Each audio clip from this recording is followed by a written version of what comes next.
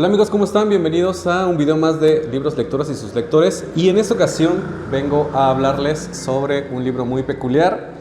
Orgullo y Prejuicio de Jane Austen. La verdad es que yo este libro no quiero decir muchas cosas porque según yo lo leí para descansar un poco de lecturas pesadas que había hecho de ciencia ficción y de otras temáticas, que tenía muchas ganas porque siempre había escuchado el nombre de Jane Austen y nunca la había leído. Pues bueno, Jane Austen, para quienes no sepan, fue una escritora británica que nació en 1775 y falleció en 1817.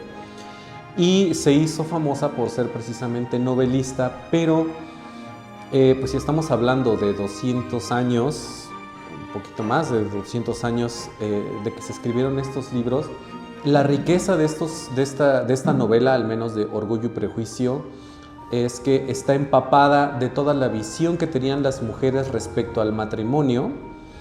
Y pues bueno, para hablarles un poquito sobre datos técnicos de la novela, fue publicada por primera vez en 1813 y se llama Orgullo y Prejuicio porque son, digamos, las temáticas principales en las que están involucrados los protagonistas de la novela, que serían protagonista, que es Elizabeth, y el famoso señor Darcy. Y pues bueno, es súper importante tener en claro el contexto de la novela porque recordemos que en la Inglaterra de esos años se buscaba mucho los matrimonios en el que se beneficiaran las familias de los casados. El contexto es que Jane Austen nació en una familia, digamos, de clase alta, rural, y por eso es que sus novelas se desarrollan en ese ambiente, es decir, estamos hablando de la nobleza, pero de la nobleza rural de aquella época. Tal vez,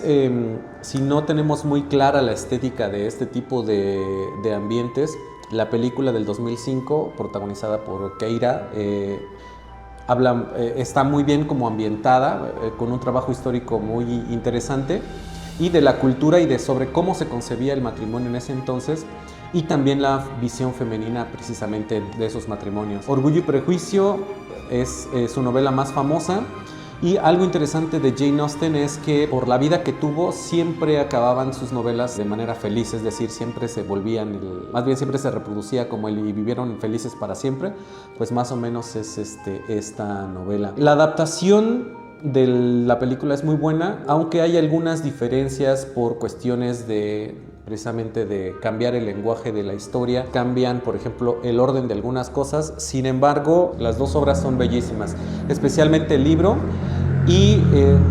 lo interesante también, al menos de esta edición que tengo, que me parece que se hizo muy famosa porque es una colección muy completa de obras clásicas, es que trae anotaciones del traductor que le dan contexto a algunas cosas que podríamos pasar por desapercibido porque no entendemos precisamente el contexto histórico de ese entonces, siendo comedia o con ironías, porque pues entendamos de que en ese entonces pues se usaba mucho que la caballerosidad y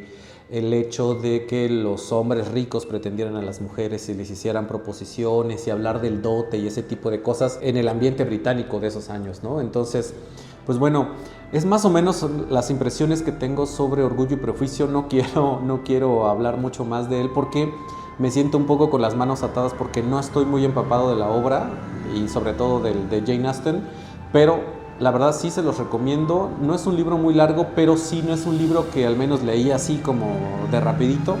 para nada. Vale la pena y pues bueno, si tienen ganas de leer un clásico como Orgullo y Prejuicio, está disponible aquí en las librerías de Comitán y si no, pues también seguramente en las librerías de su ciudad. Muchísimas gracias por seguir viendo y nos estamos viendo con la siguiente entrevista, que es de Dayani Nayeli, que acabamos de hacer la entrevista hace unos minutos y pues bueno, la estaremos viendo en unos días aquí en el canal.